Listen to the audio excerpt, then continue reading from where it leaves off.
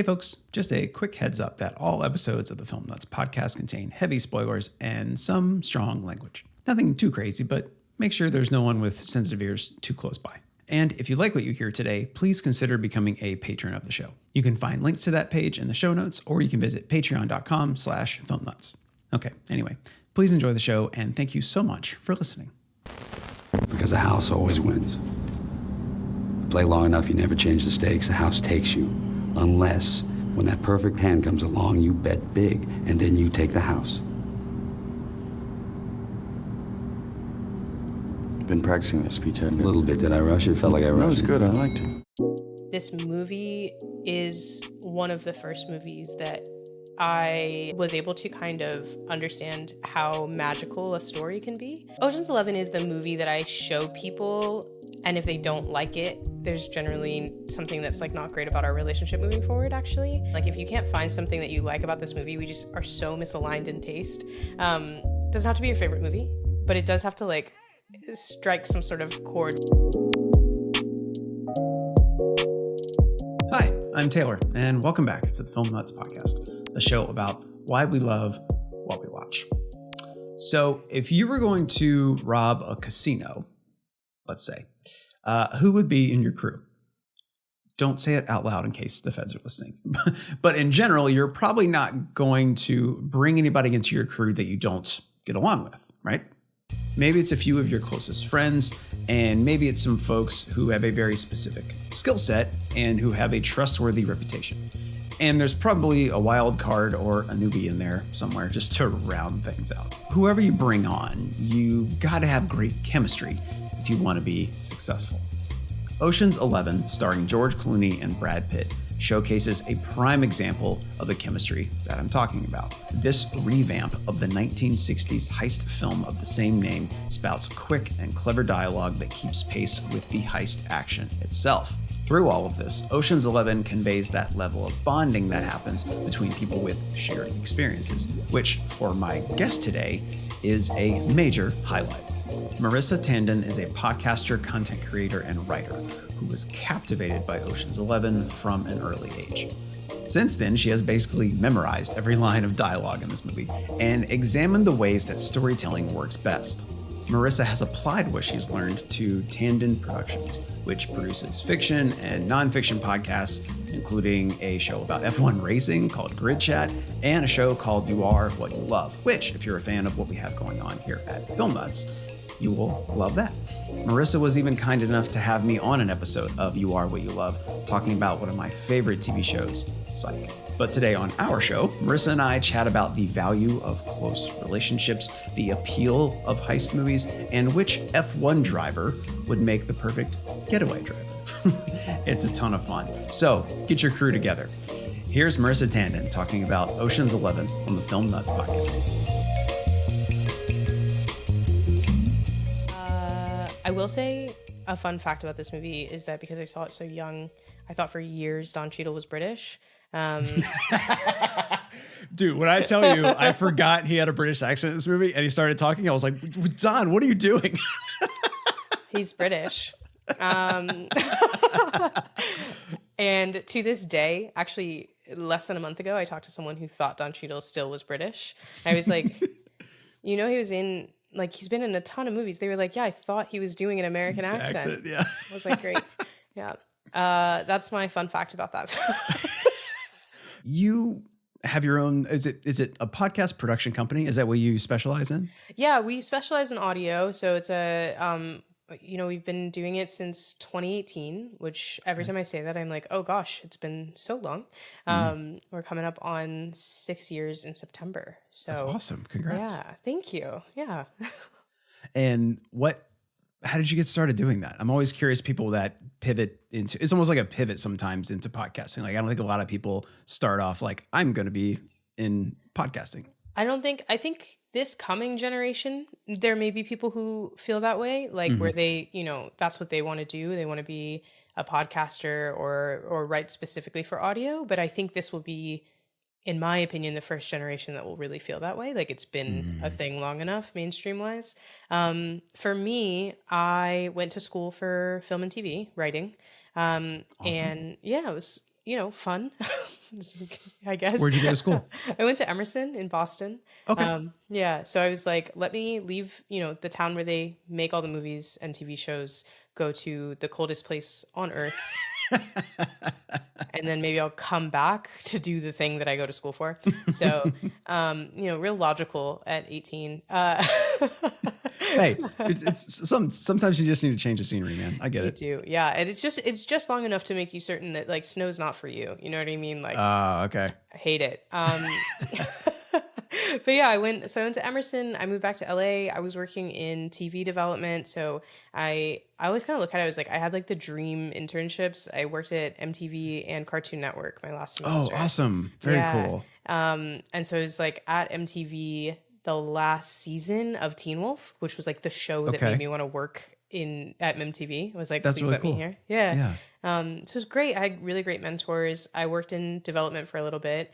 And then it's sort of, I think, the same story that everyone has when they go independent, which is like, once you work on the network side of things, you work where they're making all of the business decisions, you get frustrated because you're just sort of watching the decisions getting made, and then you're trying to put your own scripts out there, and you're realizing like how much of it is like business decisions. And there's nothing wrong with that because that's what's required to be able to make art. Someone has to make those business decisions. But at a certain point, I sort of felt like I see why certain things aren't getting made. And it's frustrating ultimately just to like be on this side. Like I want to be a writer. I want to take the things that I've learned how to do and maybe tell the stories that they're saying no to in the room because they don't feel so profitable. So I went to the Austin Film Festival the last year that I was working in kind of traditional television for the script competition. And that was the first year they had a fiction podcasting competition. Oh, cool. Yeah. So I learned a lot there. And then I had a couple of scripts that people were like, this would make a really good podcast. And it's sort of like that age-old story, like when you're young and you get your friends to kind of work with you and do things as quickly as you can. So we made our first podcast, Super Ordinary, and that went really well. So at that point, it was like, can we find a way to do this seriously? And so I left my development job to start the company, and we've been going ever since. That's awesome. That's really cool. It's as someone who also runs a small business, like, it's tough to stay afloat, but that's really cool. I'm super excited for y'all. Thanks. Yeah, it was really fun. So, there's good days, there's bad days, but yes. So yeah, one of the reasons why I wanted to have you on the show was you were gracious enough to have me on your show. You Are What You Love, which is a very similar concept to what we're doing here at Film Nuts. But could you please give us the elevator pitch for You Are What You Love? Yes, You Are What You Love is a nonfiction podcast. It's a talk show podcast just like this one, where I have guests on to talk about the piece of media that changed their lives for the better, for the worse. It depends on how you feel. But whichever piece of media, I think that I always say, if you look at it and you say, this is the one that if I hadn't seen it, things would be different. That's the best way to determine which piece of media that you're going to talk about. Yeah, during that interview, that last question, the one you just said, I thought that was really good, and I stole it and I used it on our episode on Scott Pilgrim that just came out, and I thought it went really well. So thank you for that. Anytime. So I guess like because of that show, the concept of it and the concept of this show as well, I'm very curious why you wanted to talk about Ocean's 11. Oh boy. So, I think it's so hard when people say like, what's your favorite movie? Which is why I ask people that every week. And so it's so hard to like kind of narrow it down. But Ocean's 11 when you asked, I was very torn between Ocean's 11 and Space Jam. Wow. They're very different. Yeah. Very different films, obviously. But those are the first two movies I remember, like I have a core memory of seeing. But Ocean's 11, I have seen so many times that when I went to college, we had like our, script library. And one of them was the Ocean's 11 script that had been donated. And I could tell you which parts were changed in filming from the original script by the dialogue lines. And it was like the final script. It was just like, I know the ad libs that well.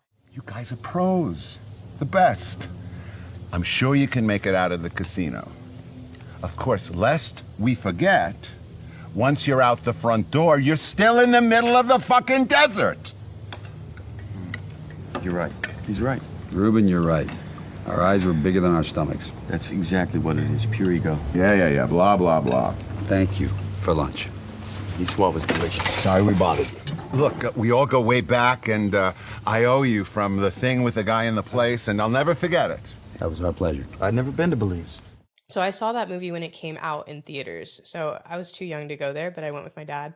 And I love that movie. I think it is a perfect example of perfect dialogue, relationships where you know everything about the characters without any of them telling you anything about their relationship. There's very little exposition in that film. And it's like the type of movie that when you think about really, really good demonstrated relationships, I think it's one of the ones that does it the best and the most economically. Yeah, I had never really thought about that. Like, to me, it's always existed as the fun heist movie. And I'm like, oh yeah, heck yeah, I'm going to watch that movie. And then I'll watch 12 and 13. And then I didn't watch any of the others that came after that. But it's funny. I think I've only seen this movie like once. Really? Yes. But when I was rewatching it, I was like, I remembered everything. Yeah. And just because, there's like memeable stuff that's kind of like just existed within the ether since it came out. But this was a movie that it was just like firing on all the cylinders. Like, I didn't realize how tight it was. When you said you talked a little bit about you went to see it for the first time, you were not eligible to go see it. So your dad took you. Talk to me. Do you remember like what that experience was like as a kid? Like, were you recognizing the relationships of it, or was there something else do you remember that really caught your attention? Well, so that movie came out in 2001. So I would have been, 5 or 6 when that movie came out. So I don't know that I can say that at 5 years old or 6 years old, I was watching the movie and I was like, those guys really have a great emotional dynamic. But I used to go to the movies with my dad. Like, that's been our thing since I was old enough to like not fall asleep through a movie. So I saw The Matrix. I saw so many movies that you like shouldn't see as a child because they were what my dad wanted to go see and it was what was out. And so I don't necessarily remember like obviously like breaking down the film itself, but I remember loving it a lot. And then I became very obsessed with it in the way that kids become very obsessed with things. Yeah. And obviously back then you have to wait for the movie to come out on DVD. Yeah. And so once that did, I could see it over and over again. And I know we'll get into this later, but obviously there's that scene where they're at the Bellagio water fountains. And the first time I went to Vegas as a kid, my dad obviously took me to see the fountains because I was obsessed with the film. And also you take any kid to go see the Bellagio water fountains. But it was the first time I saw something that I had seen in a movie in real life. Wow. And so it was like this moment where I was like, oh man, like first of all, it's so much bigger than it is in the movie because I was little. Yeah. So it's, it was really cool. It's like, I have a very core memory of like standing in the same place that they stand when they film that scene and being like, movies are real, movies are magic. So yeah, it's a little sappy, but that's the thing. Yeah. Don't excuse the sappiness at all. I think that's really cool. I don't think I've heard that kind of experience often of seeing something in a movie and then, not necessarily like experiencing the movie, but going to a place where you recognize it from the movie and being like, holy shit, I'm here seeing that thing. So you went to see a lot of movies with your dad. Do you continue to do so if you can? Yeah. My dad and I and my sister as well. That's like our thing. It's whenever we're together, we see a movie. We all have AMC stubs, so we're if it's a movie and it's not a horror movie, we'll go see it. Okay. Is it the horror movie? Is that your version or his? Mine. I hate him. Okay. Hate's a strong word. I think it's like, you know what it is? It's like there's very few. There's a couple that have worked really well for me, but I don't like I think movies are about escapism a lot of the time. And so it's hard for me to want to escape into a movie that has like a real life potential fear attached to it. So like movies where they're like home invasion or like The Purge or all these little things that you're like, this could really happen to me. I don't feel relaxed or like I don't enjoy it. It's not cathartic for me. You're wearing a Jaws shirt though, so yeah, but you know what I mean. That's so different. It's like when was the last time a giant shark took over a town? the odds are it's a little less likely to happen.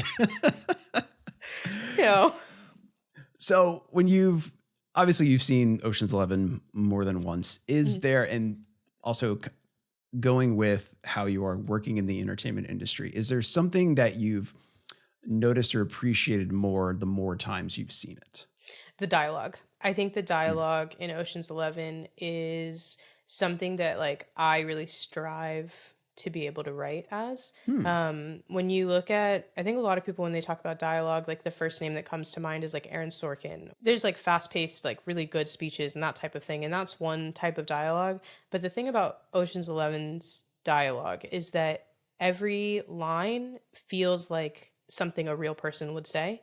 And I think there's always this perfect balance that you have to strike of feeling like the characters that are talking feel like people you would talk to, but without all the boring parts, but without making you realize that we cut out all the boring parts. It's a really hard balance to hit, and they do it perfectly.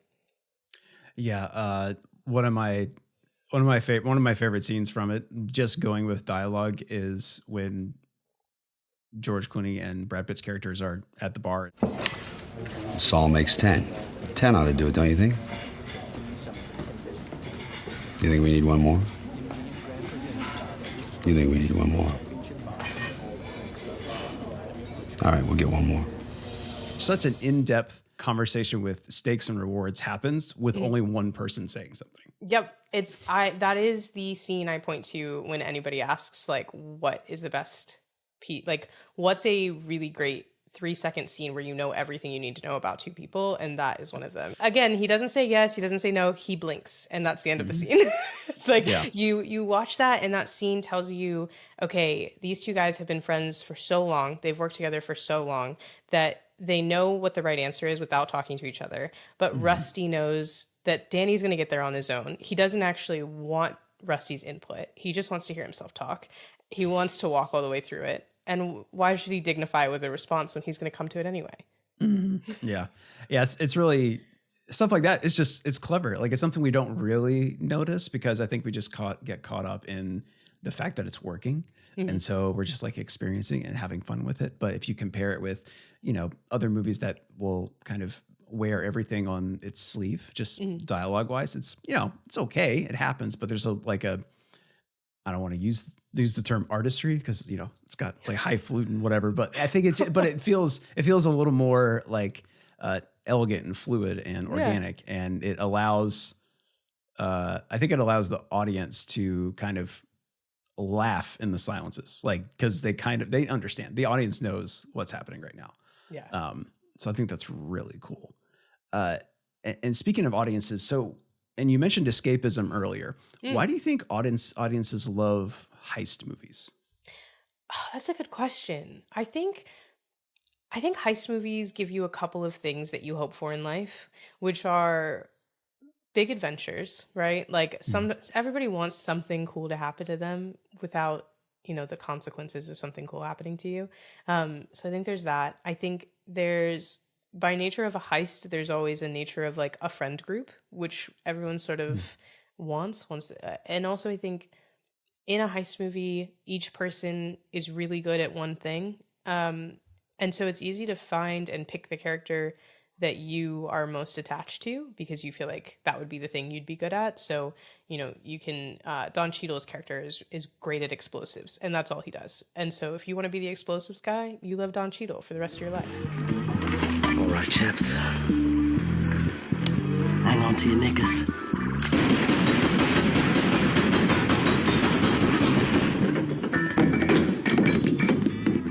I think it gives you that like easy way to connect to someone, kind of in the same way like superhero movies do, where you can very clearly pick that one representative characteristic. Yeah. So in the heist movie that you're in, what's your skill set? Oh, it's a good question. Unfortunately, I've thought about it way too many times. So when you go to Vegas, you're scoping the joint. You're not going there to look at the fountain. Oh Got it. gosh, I want to say that. We should not say that online. They're gonna put me on every camera. Every time I walk in, they're gonna be like, "Isn't that girl from the podcast?" She's thinking about heisting all the time. If we make it that big, great. Yeah, no, I think I always am like, oh, I want to be a Rusty, but I think I am a Danny. I think like in your core. But I think everybody wants to be Rusty, you know? I mean, everybody wants to be able to make eating look that good. So true. So true. I don't know what, I mean, I hate to say that it's just Brad Pitt. So whatever he's doing looks good, but like I was watching him specifically eating. I was like, why can't I stop watching him eat? Like he's just like eating chips or doing whatever. And he's flawlessly delivering his dialogue. Like, I don't know what it is. He's eating in almost like every frame of the film. And fun fact, one of the flubs that they have in the film is when Rusty is talking to Linus in the lobby of the Bellagio about Tess's, or about, oh my God, I just blanked on his name.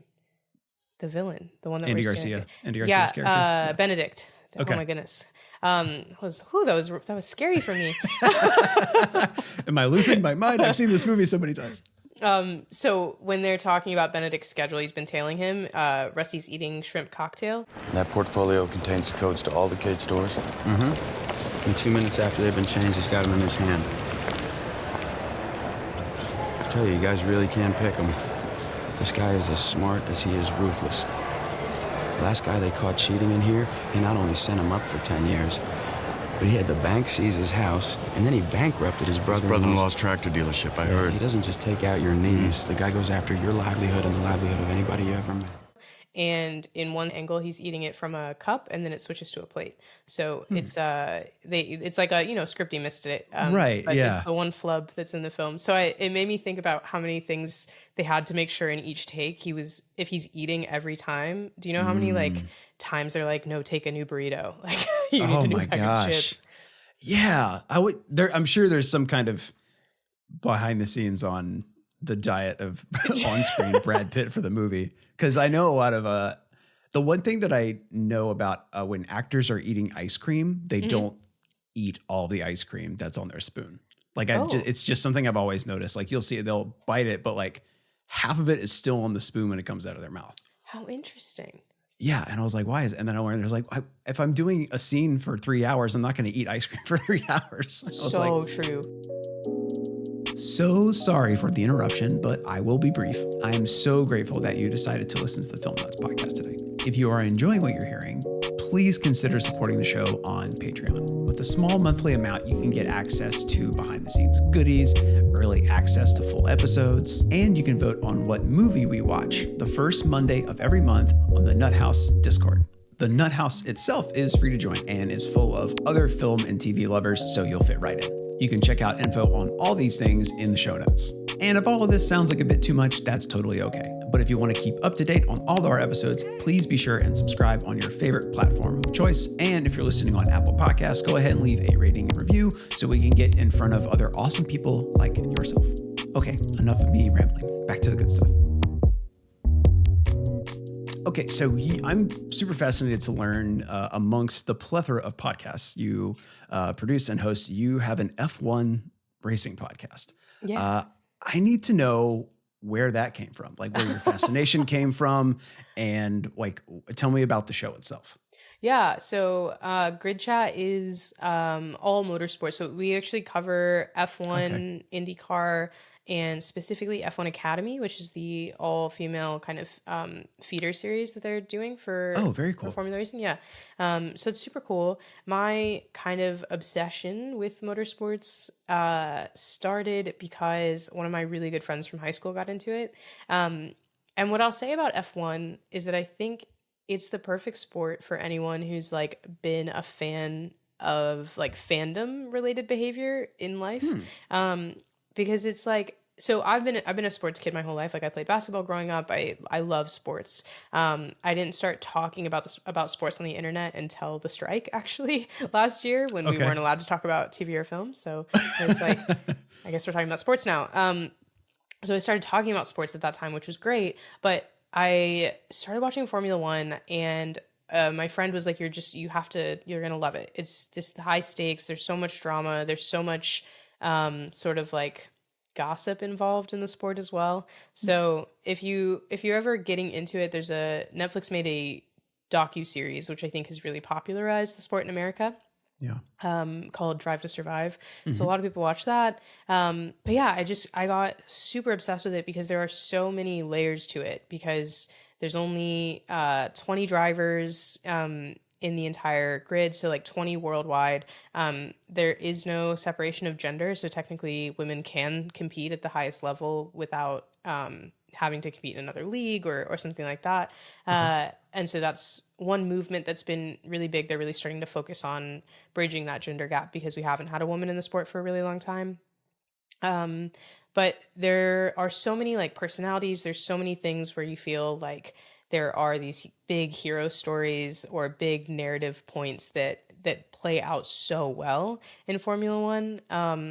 And I love it. I think it's so great. So I started doing a podcast about it because I do a lot of short form media, so TikTok and Instagram about sports, which really started as just geared towards people who feel left out of sports spaces, which can be like film nerds, can be fandom girls, Yeah. you know?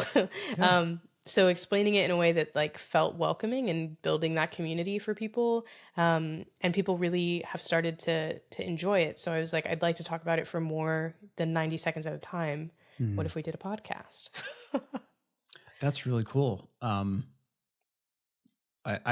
We can talk sports off mic because I have a lot of stories and stuff in common with what you're doing right now. But anyway, so to tie F1 back into this movie, all right, I don't know anything about F1. I know it exists. I know car go fast, but like, can you tell me what F1 driver would be the perfect wheel person in Danny's crew should they need it? And also explain why, because like I said, I know nothing. So this is a great question that would be very inflammatory in a group setting of different fans, I think, because you're always going to say your favorite driver, right? But so I can't wait for the comments. I know everyone's going to be like, oh, she's so obvious, whatever. I don't care. Lewis Hamilton is my favorite driver, but I also will say he's the only driver with film experience. So he knows how to be in a movie. Okay. So he's a 7-time world champion. He's been in the sport for a really long time. There's only one driver who's been driving longer than him.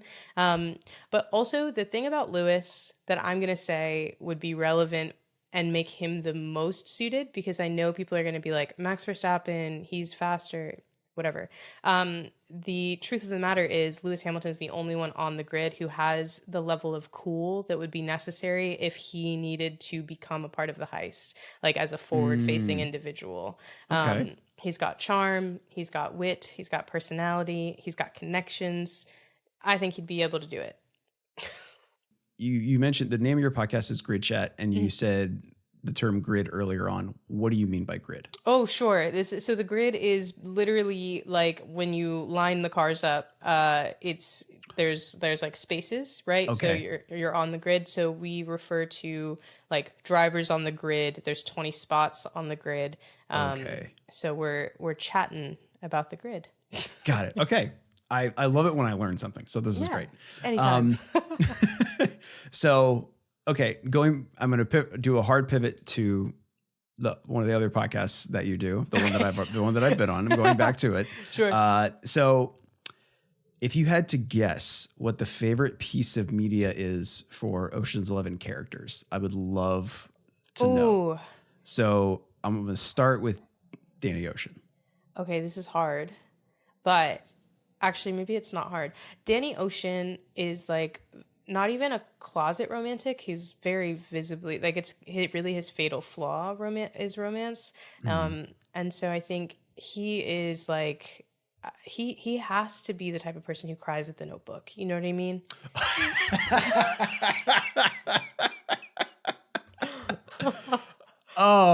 That's a great answer. I'm picturing George Clooney just weeping, watching Ryan Gosling and Rachel McAdams. I'd buy it. You know what I mean? That's great. Okay, what about Rusty?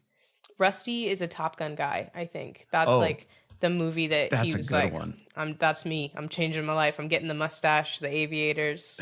It's my guy. That's solid. Oh, that's really good. I love that you didn't hesitate with that either. You're like, That one, Top Gun. That's I the know one. it in my heart. And then Julia Roberts' character. Ooh. Julia Roberts' character, that one is hard because I think as much as I love this movie, we don't get so much about her. Mhm. And Ocean's 12 is the worst film and of the three. And so it's like that's more of the time that you get to see her, but it doesn't really feel like right. So it's hard to say, but I do think she probably has some sort of like art documentary that she makes everyone watch. You know what I mean? Makes everyone watch. Yeah, it's like one of those things where she's like, have you seen this? It'll change your life. And it doesn't change most people's lives, but like the people Interesting. who you learn something about her watching it. I don't know if enough about art documentaries to point to one, but I know Okay. there's one. She's a documentary gal. Okay. Like Exit Through the Gift Shop? I don't know that it's so mainstream as Banksy. You know what I mean? Okay. I think Yeah. there's something like maybe, I don't know if you saw that movie where they did, I can't remember the name of it, but it's the entire thing is painted frames and it's about Vincent van Gogh. Vincent van Gogh. I know what you're Yeah. talking about. Yeah. Like something like that, where it's like she can tell you every little craft and tell you what was right and wrong in the history of it. Okay. I like that. That's really good. So we talked a little bit earlier about some favorite moments or scenes from this film. Is there one that is also a favorite that you haven't mentioned so far? Oh, good question. I love this movie across the board. So there's a lot of really good moments. But I also think like the scene with Ruben, Rusty, and Danny when they're talking about the different heists that have been pulled. You're gonna steal from Terry Benedict. You better goddamn know. This sort of thing used to be civilized. You'd hit a guy, he'd whack you, done. But with Benedict, at the end of this, he better not know you're involved, not know your names, or think you're dead, because he'll kill you, and then he'll go to work on you. That's why we had to be very careful, very precise. Well funded. Yeah. You gotta be nuts, too. And you're gonna need a crew as nuts as you are. I love that one because it doesn't just set up this perfect like setup for the movie where they, you know, he says, you have to be nuts and you need a crew as nuts as you are. And then we roll into like the thing everyone remembers of meeting every character. So I love that setup, but I also love that it ties that core relationship into Ocean's 13, where Ruben becomes, for anyone who hasn't seen it, it's not really a spoiler, it's just the opener of the movie, but the core issue in 13 is that Ruben and Al Pacino, of all people, decide to open a casino together, and Al Pacino kind of screws him over, which Ruben has a heart attack and is in a bit of a, you know, he's in a coma, and all of the guys kind of come back together one more time. And Ocean's 11 is a remake of a Rat Pack film, and the Rat Pack film was only one. So they had to find these ways to like give you an emotional center to make two more movies. And the second one is really, I don't think it works as well, but the third comes back to those core guys and that core relationship. And if you don't have that scene, which hints at this previous relationship, it doesn't tie you back. You don't come back for it in the same way. So this movie, as well as 13 that you talked about, you're really stressing kind of the relationships or the importance of relationships at the centers of these. It's a vague question, but is that something that's important to you, like in your life? And was there a point where you realized that needed to be an important part of your life? Oh, sure. Yeah. I mean, I think, you know, my family has always been really important to me. My dad and my sister have just always been my core family unit. And so that is really important to me. And friendship is really important to me. And like, I think I mentioned earlier, like this idea of a group of friends who support each other in that way has been sort of a core tenet of my life in general. So yeah, I think relationships and like um, what I would say in like in terms of the film relationships versus like real life personal relationships, the thing I love about the relationships portrayed in these movies is they are the type of people that leave each other for a long period of time, come back and understand each other no matter what.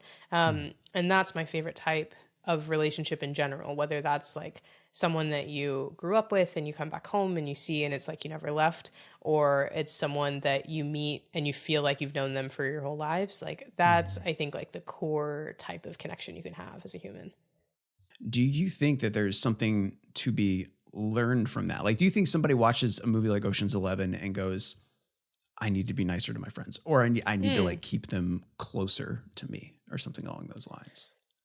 I don't know that it's a conscious thought. Like, I don't know that you leave it in the theater and you go, gosh, I wish I were nicer to the guys I knew in high school type of thing. We could have been robbing banks. But I think it's the same way. I think a heist movie is very similar to kind of like a larger scale genre film. And I think both of those movies, or those types of movies, do the same thing, which is they let you look at real life problems on a scale that are so much larger than real life that you are able to kind of process your own emotions and your feelings about things without having to acknowledge that they're your own. Versus movies that are much closer to reality or are dealing with like big human issues that are very clear, and something like A24's Civil War that just came out, right? That's much more like, here's the issue. It comes from the current state of life, and these are the things you should be thinking about. I think genre, you go to the movie, you sit down to watch Ocean's 11, or the first Avengers similarly has these types of relationships we're talking about. You sit down and you watch it and you go to watch, a heist be pulled. You're not sitting there to learn something about yourself or the world. Of course. But generally, I think a good movie makes you connect with one character because you see something of yourself in that character. And then whether it's conscious or unconscious, you do process something about yourself. So I think depending on which character from Ocean's 11 you see yourself in, you probably in some way have learned something about yourself. You just may not want to admit it, depending on which character it is. Like if you're Danny, like you look at Danny and you say like, oh, that's me. Like, okay, are you allowing yourself to choose relationships over your own, to your own detriment? Is love the most important thing to you? Is it more important than other people? Because Danny's character doesn't just sacrifice himself for romantic love. He sacrifices himself for the love of his team as well. And while he doesn't say like, man, Rusty, I really love you, like you're my best friend, you do know from the very opening of the film to the very end of the film that this is something that he's done more than once. He gets himself caught to keep other people from getting caught. He serves the time and everybody's waiting for him when he comes out. So it's like, you can learn those things about yourself without necessarily sitting down and journaling about them or talking to your therapist about them. But film is giving you that ability to be a little therapized. Would you sacrifice yourself for anything or anyone? I think, yeah, like I think my family, my sister, my dad, like I think that's definitely a situation where that's something I put very high. If you're in that, core circle, I think sometimes that's what it's about. Yeah. So you would do the time as long as they got away with the money? Yeah, as long as they're holding it for me when I come out. Yeah, you know what I perfect. mean? Yeah, there's got to be some level of accountability. I understand. You're gonna have to pick me up at the jail. Okay, I have to twist it on you. Okay. What kind of person do you think you would be if you hadn't seen this movie? That's a great question. I know, because you came up with it. I know. I guess a really smart person wrote that one down. I think Ocean's 11 is the movie that I show people, and if they don't like it, there's generally something that's like not great about our relationship moving forward, actually. Oh, okay. And I think it's one of those movies where I'm like, if you can't find something that you like about this movie, we just are so misaligned in taste. It doesn't have to be your favorite movie, but it does have to like strike some sort of chord with like humor or style or things like that.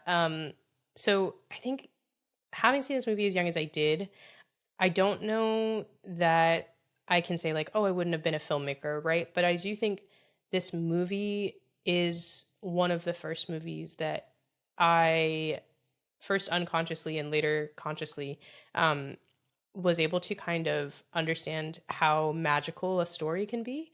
And also, I think for me, those films being these types of movies versus movies like, not to pick on it, but just because I mentioned it earlier, versus A24 Civil War, which is out now. I've noticed for me, it really has changed the way I want to tell stories.